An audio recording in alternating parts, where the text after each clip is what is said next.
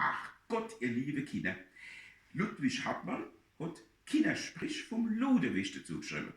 Ludewig, weil er selber Ludwig heißt, Hartmann, sein Nachname aus Ludwigshafen. Das Buch ist von 1981, aber nur als Wiederauflage, weil das Original ist aus dem Jahre 1956.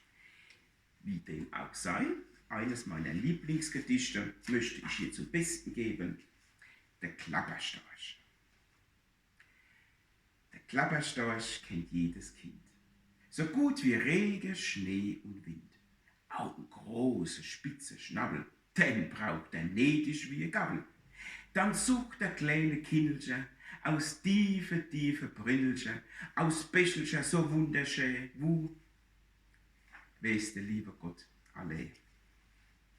Und hat er so ein Kindchen gefunden, not packt das am Ärmel unten und fliegt eine Zeit lang mit ihm fort. Je nach Art und je nach satt. Die Katze mit dem gestauchten Hals, die tut er in die Hinabhals. Und die mit der gerade Hälse, das geben schöne Vaterpelze. Und die liebe kleine Treppe mit der ausgeprägten Gorschelknipp, die steckt er in die Siebhals neu, wo es wingert hat und klare Woi. Und ist der Verstand ein bisschen knapp, dann schubst er sie im Saarland ab. Weil in der Pals, du liebe Zeit, wir brauchen bloß die gescheiten Leute.